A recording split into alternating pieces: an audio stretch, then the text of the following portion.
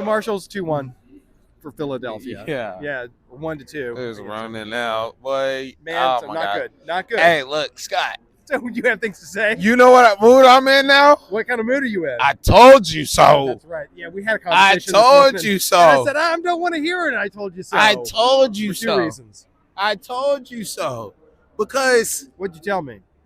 one, we're gonna see. Okay, who's back tonight? McNaughton. Yeah, McNaughton. It was He in the looked. middle. Hey, he looked good. He was all right. He tried to bike it. Did you see that? He tried to bike it. It would have been a different story. McNaughton looked good. But Put look, that in. we're gonna keep seeing players creep back into this team, and this team still be mid and stale. Yeah. And I'm trying to tell all the fans out there this season, don't give up on Nashville SC as an institution. We'll be something after Gary Smith, but we have to get past what Gary Smith is giving to us now. Like, what's the biggest problem? we don't have a midfield.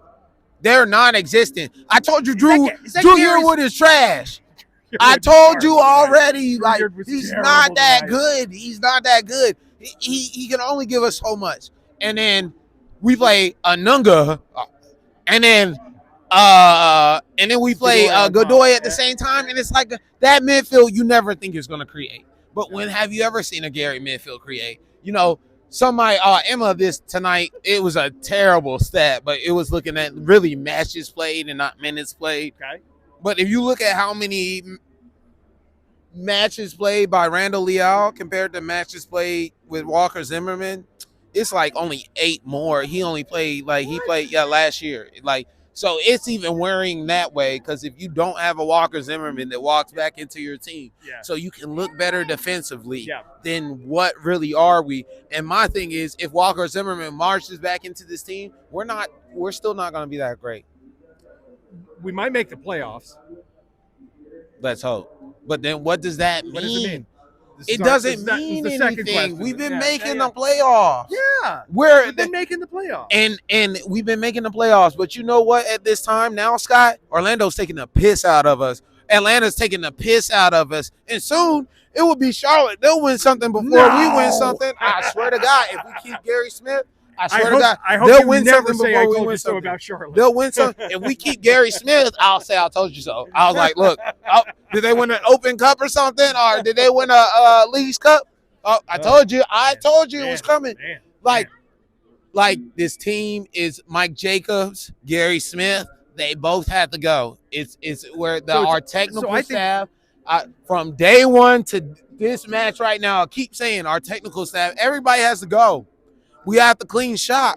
We have to restart, just hit reset. You know how you just get mad on a video game and just reset it. And that way you never had a loss, you never had a draw. You're gonna win next game. That's what we need right now. So is it really Gary's fault that we don't have a midfield? Because is it Gary's fault that we don't have a midfield? Is it really Gary's fault? Has he ever built a midfield? Ever, Scott? Yeah, ever. Who? He built it with Dax McCarty. And Anibal Godoy. No, he didn't. That midfield was not beating anybody at any point. Like Anibal Godoy, Dax McCarty, and Randall Leal, I don't even know how many games they've actually started together. Okay. And that's the midfield you would want to see, right? That's the midfield that we saw. Even then, that midfield building out, people, when Dax was here, people were critical about how old Dax was and if he could get around the field, really. So I'm saying, if we're talking about building a world-class midfield, we should not even have any question marks about what they're doing, or not even just world-class, MLS class. To win MLS. Like, we're not there, and we're not going to be there underneath this manager. We're playing in lines. Ian just said it. We're playing in lines. That was really terrible. Who said it last week? We're playing in lines. Probably Duncan. Duncan. We're playing in lines. He's right. I'm like, bro, it's like watching. It's like, who out? Gary out. Gary out. Gary out. Gary out. Gary out. Gary out. Gary out. Gary out. So we're Gary. Gary out. Gary out. Gary out. Gary out. Gary out. It's a wrap. You may not be wrong. It's right. That's it. It's growing. It's growing. Because, like, I'm sorry, the style of football, we got embarrassed. Fan Fest is tomorrow. We got embarrassed against we got embarrassed against the whole Premier League today. Yeah. So it is what it is. Yeah. All these West Ham fans here coming, they're like, you guys stink. Yeah. All these for West Ham, because he's saying that about us. Like, it's just it really today is just like it's gonna. I don't know. I'll keep coming. I'll keep watching because, like I said, we believe in Nashville SC as an institution. Believe in your city. Support local. So we'll always be doing that.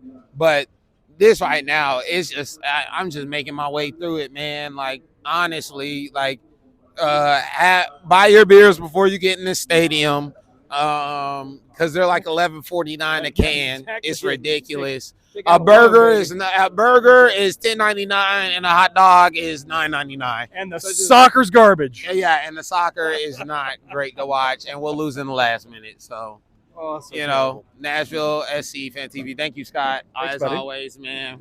And more drag to come this season.